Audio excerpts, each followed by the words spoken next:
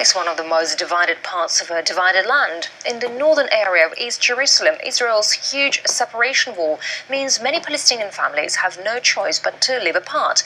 RT's Paula Slier went there to find out what effect it has on everyday life.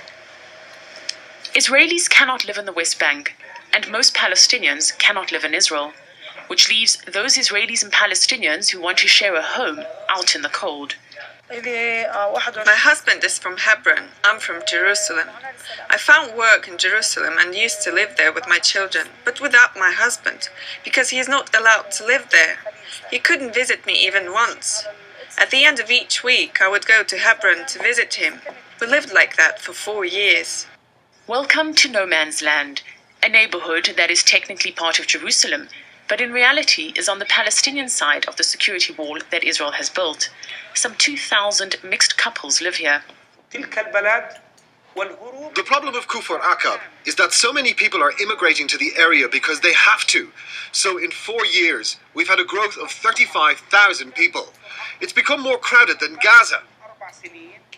Suhair and Safwan came to live here 6 years ago with their 3 children. But life in the village is far from ideal. The schools are overcrowded, garbage is collected only once a week, and there's little fresh water. Safwan is old and sick, and basic health services are hard to come by. My husband and my daughter don't have Israeli IDs, and they can't pass through the checkpoints. They need special permission, which is very difficult to get. On the other hand, I and 2 of my children have Israeli IDs. We have a lot of problems. Kfar Aqab is in North Jerusalem. 82% of the land belongs to Jerusalem, 18% to the West Bank. Residents pay taxes to the Israeli government, but because the area lies outside the Israeli wall, Israel is slow to provide services.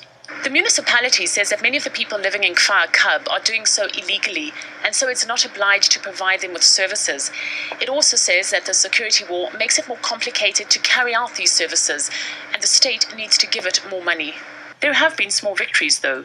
Residents took the municipality to court and won. Garbage collection, at least for now, should be more frequent. This is the main problem from the municipality, that they deal with us as an enemy, as an Arabs in Jerusalem. So we have to change that, because we have our rights. People, they pay the taxes, they pay everything, and they're suffering from that. Phones and internet access are limited because Palestinian companies are not allowed to install lines in a so-called Israeli area. And because the Israeli police won't come here, law enforcement is scarce. There are 4 neighborhoods like this one. The goal is to make them not part of Jerusalem and to make them fall under the jurisdiction of the Palestinian Authority. And living in the middle of it all are couples like Suhair and Safwan.